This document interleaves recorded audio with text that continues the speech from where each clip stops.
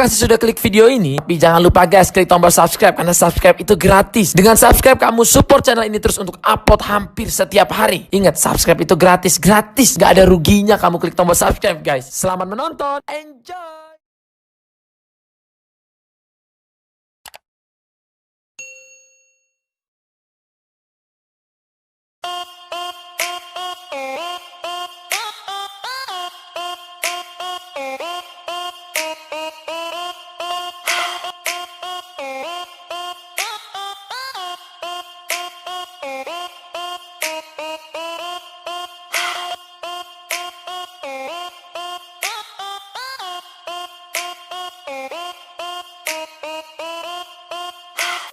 Assalamualaikum warahmatullahi wabarakatuh. Kembali lagi dengan saya Bunga Brianasari dari Pendidikan FKIP Universitas Riau.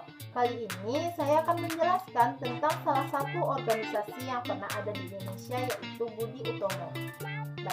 Baiklah, yang pertama saya akan menjelaskan tentang latar belakang berdirinya Budi Utomo, yaitu adanya gagasan dari Dr. Wahidin tentang perlunya memperluas dan meningkatkan pendidikan bagi bangsa Indonesia yang kemudian diperluas oleh para mahasiswa Stovia. Organisasi ini didirikan pada tanggal 20 Mei 1908. Budi Utomo sendiri adalah organisasi modern Indonesia yang pertama diketuai oleh Sutomo. Selanjutnya organisasi ini tujuan utama mencapai kemajuan dan meningkatkan buat bangsa Indonesia. Ya, saya akan menjelaskan sedikit tentang pendiri dari organisasi Budi Utomo ini. Budi Utomo menjadi sebuah organisasi awal pergerakan nasional di Indonesia. Budi Utomo sendiri berdiri pada tanggal 20 Mei 1908 dan menjadi organisasi modern pertama di Indonesia. Budi Utomo diambil dari bahasa Sanskerta Bodhi atau Budi yang berarti keterbukaan jiwa, pikiran, akal, atau pengadilan. Beberapa pendiri Budi Utomo merupakan pelajar School Third of Leading von Inclusive Art Scene, yaitu Stovia. Baiklah, di sini saya akan menjabarkan sedikit tentang pendiri dari Budi Utomo. Yang pertama yaitu Dr. Wahidin Sudirohusodo. Dalam buku kumpulan pahlawan Indonesia karya Minawarti, Wahidin lahir pada tanggal 7 Januari 1853 di Sleman, Yogyakarta. Wahidin menamatkan sekolah kedokteran di Stovia bersama dengan Sutomo. Dirinya lah yang memberikan saran kepada Sutomo untuk mendirikan Budi Utomo. Wahidin dikenal sebagai dokter yang dermawan dan suka bergaul dengan rakyat. Dengan begitu, dirinya bisa merasakan dan menolong masyarakat yang kesulitan. Semangat nasionalisme Wahidin dan membebaskan rakyat dari penjajahan tumbuh dalam dirinya sendiri.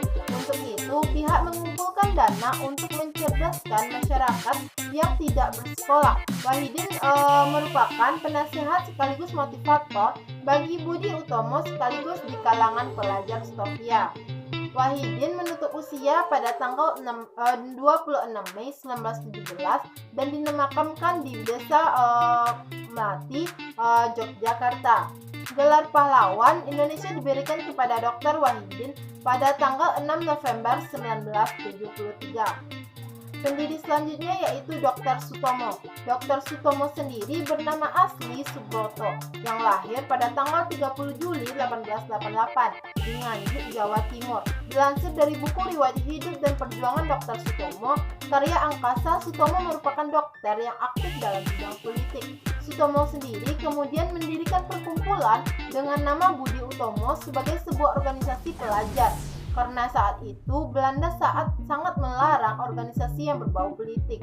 Setelah lulus pendidikan dari Stovia pada 1911, Sutomo bekerja sebagai dokter dan harus bertugas berpindah-pindah tempat.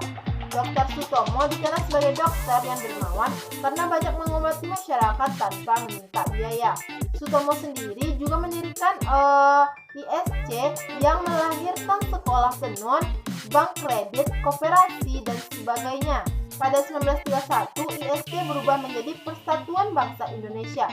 Karena terlalu sibuk dengan banyak kegiatan organisasi, kondisi fisik Sutomo menurun, dan akhirnya dirinya meninggal di usia 50 tahun pada tanggal 30 Mei 1938. Namun, Sutomo diabadikan sebagai nama rumah sakit di Surabaya dan mendapat gelar pahlawan nasional pada tahun 1961 pada tanggal 27 Desember.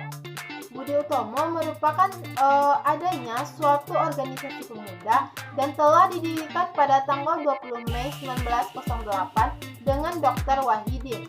Organisasi ini memiliki sifat ekonomi, sosial, dan budaya, tetapi bukan politik. Pendirian Budi Utomo adalah awal dari sebuah gerak untuk mendapatkan kemerdekaan bagi Indonesia. Walaupun pada saat itu organisasi tersebut hanya untuk kelompok-kelompok yang terlatih di Jawa. Hari pendirian Budi Utomo pada tanggal 20 Mei yakni diperingati sebagai Hari Kebangkitan Nasional. Nama organisasi Budi Utomo disarankan dengan Soeraji dan semboyannya adalah Hindia Maju dan tidak Java Fofoirun, yaitu Jawa Maju. Budi Utomo terdiri dari kata budi yang berarti temperamen atau karakter. Dan Utomo yang berarti baik atau mulia. Dengan demikian, asosiasi yang mencapai sesuatu yang didasarkan pada kemuliaan dan karakter atau karakter yang baik. Tujuan Budi Utomo yaitu untuk mencapai kemajuan yang harmonis untuk tanah air dan masyarakat Jawa dan Madura. Awalnya Budi Utomo hanya menginginkan perbaikan sosial termasuk di Jawa dan Madura, sehingga kata kemerdekaan belum disebutkan. Beberapa upaya telah dilakukan untuk mencapai tujuan ini, yaitu doktrin sesuai dengan keinginan Dr. Wahidin, pertanian, peternakan, teknik, industri, perdagangan, dan menghidupkan budaya.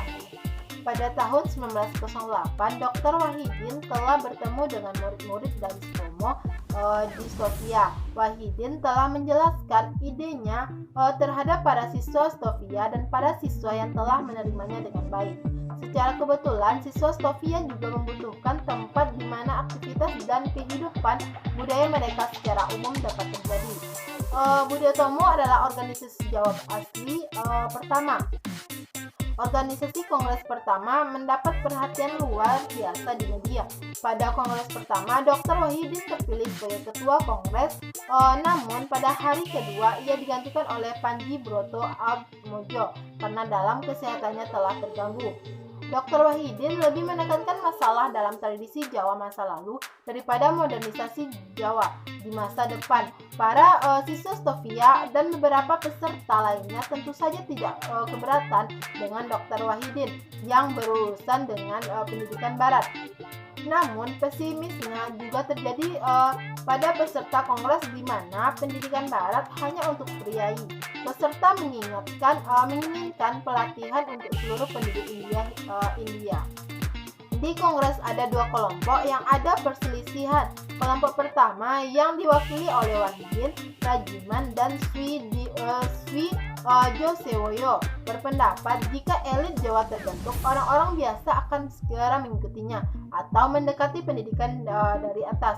Kelompok kedua diwakili oleh Gunawan, Tipjo, dan Sutomo menekankan perlunya pendidikan desa.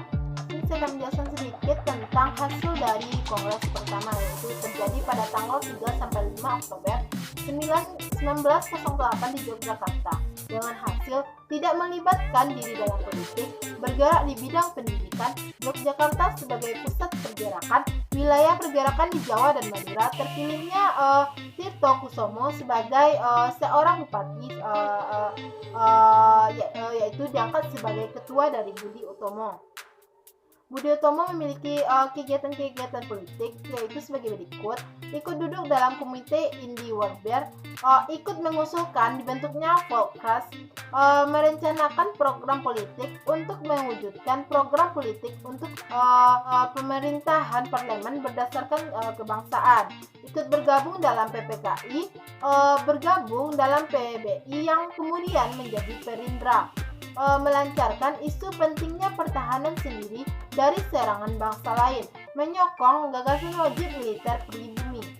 Budi Utomo akhirnya Budi Utomo akhirnya sekali kehilangan otoritasnya setelah berbagai kebijakan pemerintahan kolonial Belanda. Terdapat sebuah pemecahan dalam tubuh Budi Utomo dan ada juga kelompok radikal yang moderat dalam organisasi ini. Budi Utomo juga kurang mendapat dukungan rakyat Indonesia karena kehadirannya di arena politik tidak terlalu begitu penting. Organisasi ini secara resmi dibubarkan pada tahun 1935.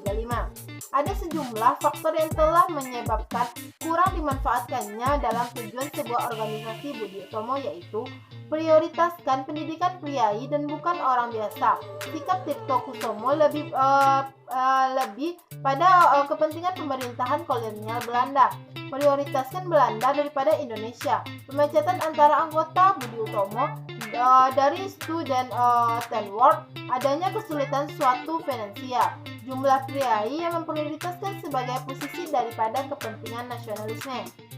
Dalam organisasi ini memiliki sifat ekonomi, sosial, dan budaya, tetapi bukan untuk politik.